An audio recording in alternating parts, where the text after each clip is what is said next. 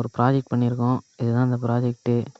அது என்னென்னா ஓப்பன் சோர்ஸில் நம்ம வந்து கற்றுக்கிற மாதிரி கோடிங் சம்மந்தப்பட்ட கொஸ்டின்ஸோ டவுட்ஸ் கிளியர் பண்ணிக்கிட்டு படிச்சுக்கிற மாதிரி. இப்போ வந்து ஃபஸ்ட்டு பேஜில் நம்ம சேட்பாட் ஒன்று இருக்கும். அதில் வந்து நம்ம வந்து கொஸ்டின் கேட்டோம்னா அது திங்க் பண்ணி நமக்கான ஃபுல் டெஃபினேஷன் கொடுக்கும். இப்போ நான் வந்து டேட்டா டைப்ஸ் இன் பைத்தான்னு கொடுக்குறேன். அதுக்கான டெஃபினேஷனை கொடுக்குது பாருங்கள். நல்லா டீட்டெயிலாக இருக்கா? எல்லாத்த பற்றியும் தெளிவாக கொடுத்துரும். அதுக்கப்புறம் வந்து நம்ம வந்து 2 டாபிக்ஸ்னு ஒரு கொடுத்துருக்கோம். அதில் வந்து எப்படின்னா ஒரு லாங்குவேஜை பற்றியும் இருக்கும். அந்த லாங்குவேஜை கிளிக் பண்ணால் அதுக்குள்ளே இன்னர் டாபிக்ஸ் இருக்கும். இப்போ வந்து அதில் W3 ஸ்கூலு, யூடியூப் 2 ஆப்ஷன் இருக்கும். W3 ஸ்கூல் அனுப்புனீங்கன்னா அந்த வெப்சைட்டுக்குள்ளே போயிட்டு நீங்கள் அழுத்தின சம்மந்தப்பட்ட டாபிக்ஸை வந்து உங்களுக்கு கொடுக்கும். நீங்கள் வந்து பார்த்து படித்து தெரிஞ்சுக்கலாம். ஈவன் நீங்கள் வந்து அதிலே வந்து கோட் ரன் பண்ணி பார்த்து யூஸ்ஃபுல்லாக இருக்கும். ரன் பண்ணி பார்த்துக்கலாம். அப்படி இல்லை, எனக்கு வந்து கடுப்பாக இருக்குது, படிக்கிறதுக்கு ஒரு மாதிரி இருக்குது அப்படின்னா வந்து உங்களுக்கு இன்னொரு ஆப்ஷன் இருக்குது. அதில் யூடியூப்னு ஒரு ஆப்ஷன் இருக்குது. அதை கிளிக் பண்ணிங்கன்னா ஒன்றும் இல்லை, அந்த டாபிக் சம்மந்தமான வீடியோவை டைரெக்டாக வந்து யூடியூப்பில் சஜஸ்ட் பண்ணும். நீங்கள் அதை கிளிக் பண்ணிங்கன்னா உங்களுக்கு அது சம்மந்தமான வீடியோ வரும். நீங்கள் அதை கிளிக் பண்ணி பார்த்துக்கலாம். இங்கிலீஷ், தமிழ் எல்லாம் மாறி இருக்கும். அதை நீங்கள் தான் அட்ஜஸ்ட் பண்ணி பார்த்துக்கணும். நெக்ஸ்ட்டு வந்து என்னென்னா, இதை வந்து என்னடா இது டாபிக் கம்மியாக இருக்கேன்னு நீங்கள் நினைப்பீங்க. கோடிங்கில் வந்து நம்ம ஃபுல்லாக கொடுக்க முடியாது. இதை நம்ம வந்து இன்லைனாக கொடுக்கலாம் அப்படின்ட்டு தான் நான் வந்து அட்மின் ஒன்று க்ரியேட் பண்ணலாம் அப்படின்னு ஒன்று நினச்சேன். அது எதுக்குன்னா, ஃபுல்லாக எல்லாத்தையும் நம்ம கோடிங்கில் கொடுக்காம புதுசாக ஏதாச்சும் லாங்குவேஜ் வந்தால் கூட, இப்போ வந்து புதுசாக ஒரு லாங்குவேஜ் கண்டுபிடிச்சா கூட நம்ம இதில் வந்து இன்பில்டாக கொடுத்துக்கலாம். அந்த மாதிரி தான். அதுக்காக தான் நான் அட்மிட் பேனலை கொண்டு வந்தேன். இப்போ வந்து ஃபார் எக்ஸாம்பிள் நான் வந்து அட்மிட் பேனலில் போய்ட்டு லாகின் பண்ணிவிட்டு HTMLனு கொடுக்குறேன். கொடுத்துட்டு எனக்கு இந்த டாபிக் சம்திங்கே தெரியாது. அதனால் வந்து நம்ம HTMLலேருந்து வெப்சைட்லேருந்து போய் எடுப்போம். இப்போ என்ன டாபிக் எடுக்கலாம்? HTML டெக்ஸ்ட் ஃபார்மேட்டிங்னு இருக்குது. அதை காப்பி பண்ணிவிடுவோம். காப்பி பண்ணி எடுத்துகிட்டு போயிட்டு HTML மெயின் லாங்குவேஜ் கொடுத்துட்டு டாபிக் கொடுத்துட்டு ஆட் டாபிக் கொடுத்துட்றேன். கொடுத்தோன்னே ஆட் டாப்பிக்கு ஆயிருக்கும். அதை நம்ம செக் பண்ணிவிடுவோம். நேராக வெப்சைட்டுக்கு போயிட்டு HTML பார்ப்போம், இருக்காது. ஏன்னா வந்து ரெஃப்ரெஷ் பண்ணணும். ஒரு நிமிஷம் இருங்க. ரெஃப்ரெஷ் பண்ணியாச்சு. நான் வந்துட்டு பாருங்கள், HTML டெக்ஸ்ட் ஃபார்மேட்டிங் வந்துருச்சா? ஒர்க் ஆகாதுன்னு நினைப்பீங்க. நம்ம W3 ஸ்கில் அழுத்தி பார்க்கலாம். வந்துட்டு பாருங்கள், கொஞ்சம் ஸ்லோவாக இருக்கே, வந்துடும். அவ்வளோதான். இந்த மாதிரி நம்ம இந்த அட்மிட் பண்ணது எதுக்கு இருக்குன்னா, நம்ம இதுக்கப்புறம் டாபிக் வச்சுக்கினா கூட வச்சுக்கலாம். அதுலேருந்து நம்ம மேனேஜ் டாபிக்னு ஒன்று கொடுத்துருக்கோம்.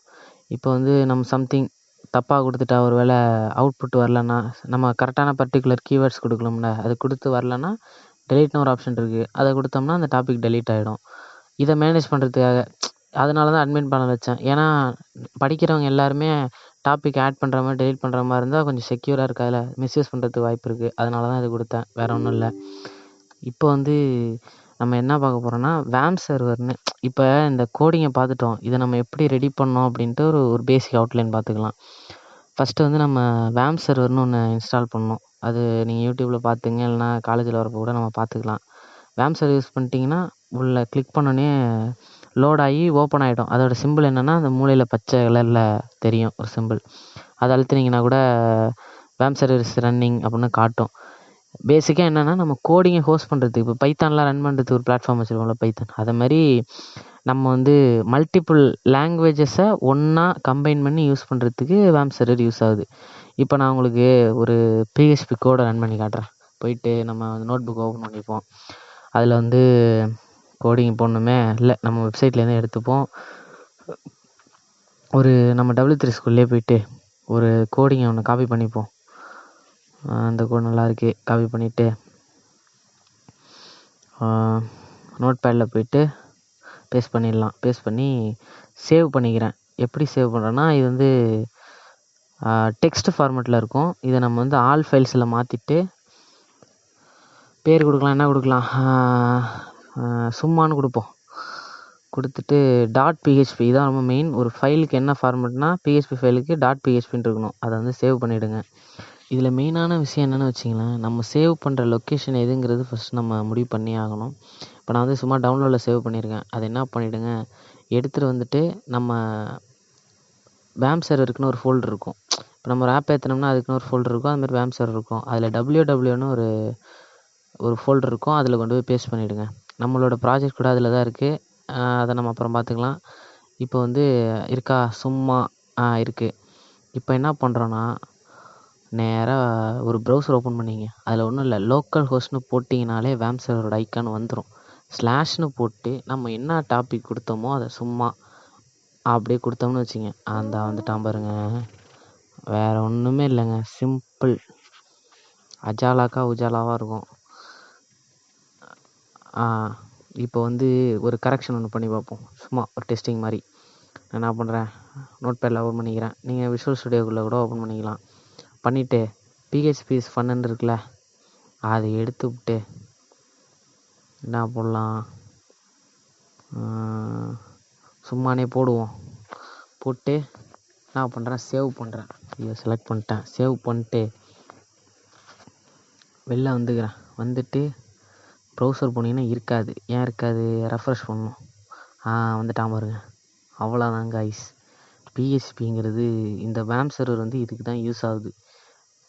முக்கியமாக PHP ரன் பண்ணிக்கலாம், வேறு சோர்ஸில் ரன் பண்ண முடியாது. அப்படி இல்லாமல் இப்போ நான் சைபர் அதை பண்ணல, ப்ராஜெக்ட் நம்ம பண்ணோம்ல, அதை செக் பண்ணி காட்டுறேன் பாருங்க.